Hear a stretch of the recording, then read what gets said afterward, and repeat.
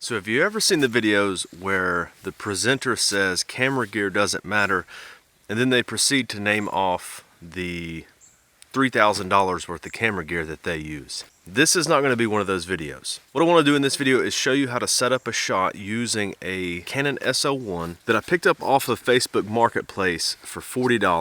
Going to be using a micro SD card from CVS, a really cheap tripod, and a notebook from that same CVS. Okay, so the first thing that you're going to want to do is turn your camera on, set your mode selection dial to manual. Then you'll see right there that the camera has no SD card. Let's put our SD card in now. Okay, so now that we've installed our SD card, the next thing that we're going to need to do is format our memory card. You have a choice of doing a low-level format or a regular format. I just do low-level every time. And that's just going to allow our memory card to communicate with our camera. So the next thing I want to do is just remove that lens cap up front and tap the shutter button to get back to our live view mode. So right here, this is the standard Canon live view mode. If you press the info button, it's going to let you know what all of your settings are. So let's start with the histogram right there, and then everything else is displayed on the back of the screen. So the first thing that I'm going to do is go into the queue right here. It's going to be in different spots in different cameras, but I'm going to go over to auto white balance. I'm going to go down to the picture. It's in standard. That's fine. Let's talk a little bit about our ISO setting. Most of the time you want to run your ISO as low as possible or wherever your camera's base ISO is. On Canon Rebels, it's going to be the lowest possible. But we're dealing with a really dark situation and we're using a kit lens. So I'm going to bump that up to about 400. So you'll see on our histogram now that it's moved over a little bit towards the middle. It's not quite in the middle. If I bump it up to 800, it's getting closer to the middle, and then our exposure indication is getting closer to the middle too. This exposure indicator is not always 100% correct. I like to expose off of the histogram, but most of the time you can use the exposure indicator and get a pretty good guess on where your exposure should be. So the next thing we need to talk about is our aperture. Right here, this lens will go from f3.5 all the way up to f22. We're going to want to run that just a little closed down because this is a really soft lens, but you can leave it wide open or at 3.5 if you want to. So let's go to f5.6. And then our shutter speed is going to be double our frame rate. We're shooting in 24 frames per second, and you'll find that right there. This camera is really simple. You only have two options. You're going to want to stay out of the 720 and the 640. Now that we've got our exposure close, the next thing that we're going to do is set our white balance with that notebook. So I'm going to go back to photo. I'm going to hit that live view button again. Then I'm just going to use the back of the notebook right in front of our screen. And you'll see the exposure is really high right there. So let's back our ISO off. With a gray card, you want to go center of the exposure with the histogram. On a white card, you want to go a little bit overexposed. You want to go to where it's not clipping, but you want it to have a good amount of light on the white card. Then just take a photo of your white card. Then we're going to go back to video. We're going to go in the menu, and then we're going to go to the second page here to the custom white balance. It's going to show us that image that we just shot, and then we're going to set that as our custom white balance.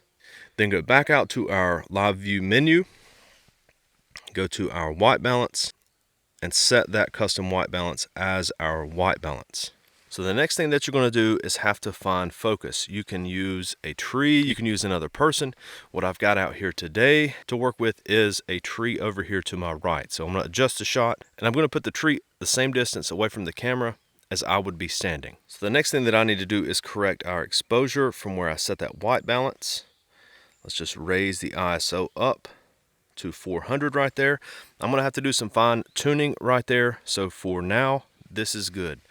The next thing that I'm going to do is change my lens to manual focus. There's a switch on the lens that you just pull back. Then I'm going to hit this button right here. This is the magnification button.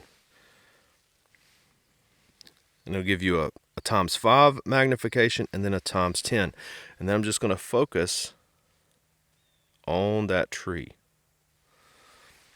And then come back out. So now we're focused on the tree. All I'm going to do is turn my tripod so that I can stand on the same line as that tree. And the next thing that I'm going to do is take a tester shot, see what it looks like.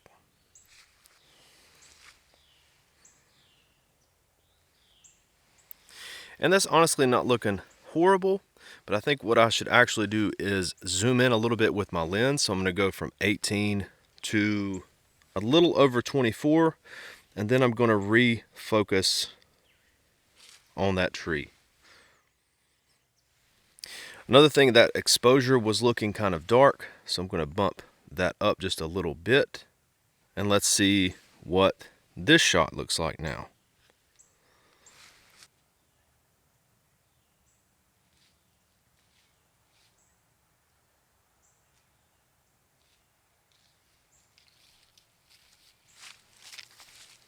And then review that shot.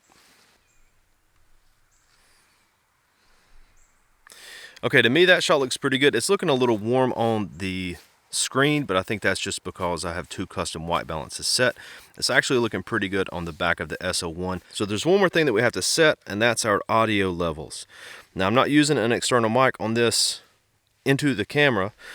I'll show you what I'm going to be doing here in just a second, but I want to make sure that there's enough audio that I can sync up to in post. So I'm just going to put it over in auto and let the camera record the audio the way it's going to. I'm going to straighten this out just a little bit. And let's take our video from the SL1. Okay, and then this is the shot from the SL1, just like we set it up. What I'm using for audio is my old iPhone. It turns out iPhones are actually really good at recording the human voice, so it works really good as a cheap or free external source of audio, because most people have a smartphone laying around that they could use as a microphone.